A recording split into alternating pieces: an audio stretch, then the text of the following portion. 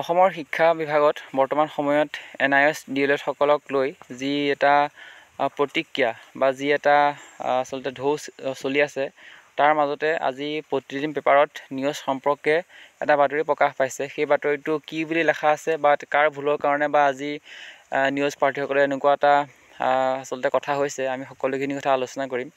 মই বাতৰিটো পঢ়ি দিম, আপোনালোকে শেষলৈকে শুনি থাকক। কালি যি DWE যি নিউজ সম্পৰ্কে অফিচিয়েল জাননী প্ৰকাশ কৰিলে, সেই জাননীৰ পাছতে প্ৰতিদিন পেপাৰে আজি এটা বাতৰি প্ৰকাশ কৰিছে। মই বাতৰিটো আপোনালোকক শুনাই দিব বিচাৰিছোঁ যে লিখিছে, প্ৰাথমিক শিক্ষক পদ 18মহীয়া DLED উত্তীৰ্ণ কৰিব নোৱাৰিব আবেদন। শিক্ষা বিভাগৰ নিৰ্দেশনা। সুপ্ৰিম কোৰ্টে 18মহীয়া DLEDক কৰিছিল অযোগ্য ঘোষণা। বাতৰিটো এনেকৈ লিখিছে যে 18মহীয়া প্ৰাথমিক শিক্ষাৰ ডিপ্ল'মা DLED প্ৰাৰ্থীয়ে শিক্ষকৰ চাকৰিৰ বাবে কৰিব নোৱাৰিব আবেদন। উচ্চতম ন্যায়ালয়ে প্ৰদান কৰা এক ৰায়ৰ ভিত্তিত অসম চৰকাৰৰ প্ৰাথমিক শিক্ষা সঞ্চালকালয়ে আজি এক নিৰ্দেশনা জাৰি কৰে। উল্লেখযোগ্য যে বহুসংখ্যক প্ৰাৰ্থীয়ে দাখিল কৰা এক গোচৰৰ শুনানি লৈ উচ্চতম ন্যায়ালয়ে বিগত বৰ্ষৰ 28 নৱেম্বৰত ৰাষ্ট্ৰীয় মুক্ত বিশ্ববিদ্যালয় প্ৰতিষ্ঠানৰ পৰা গ্ৰহণ কৰা 18মহীয়া DLED অৰ্হতাৰ বৈধতা নাকচ কৰিছিল।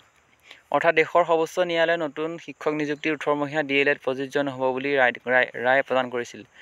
ইয়াৰ পিছতে আজি প্ৰাথমিক শিক্ষা সঞ্চালকালয়ে শেহতীয়া বিজ্ঞাপন প্ৰকাশ কৰা প্ৰাথমিক শিক্ষকৰ নিযুক্তি প্ৰক্ৰিয়াত 18মহীয়া DLED যোগ্য নহ'ব বুলি নিৰ্দেশনা প্ৰকাশ কৰে।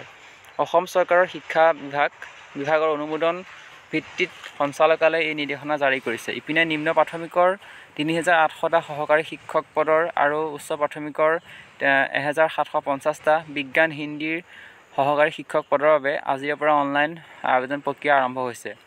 ইচ্ছুক অৰ্হতাসম্পন্ন প্ৰাৰ্থীয়ে প্ৰাথমিক শিক্ষা বিভাগৰ ৱেবছাইটত আমি পিছৰকণ নপঢ়োঁ বাৰু, কিন্তু মূল কথাটো হ'ল যে আচলতে কাৰ ভুলৰ কাৰণে নিউজ প্ৰাৰ্থীসকলে আজি এনেকুৱা এটা পৰিস্থিতি উদ্ভৱ হৈছে, সেইটো এটা বিচাৰ্য বিষয়।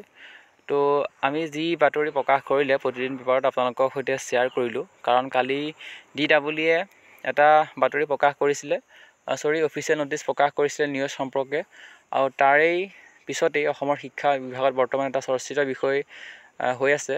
তো আগলৈ কি হয় আমি সকলোখিনি কথা জনাই থাকিম। আপোনালোক আমাৰ চেনেলৰ সৈতে কানেক্ট হৈ থাকিব। ধন্যবাদ।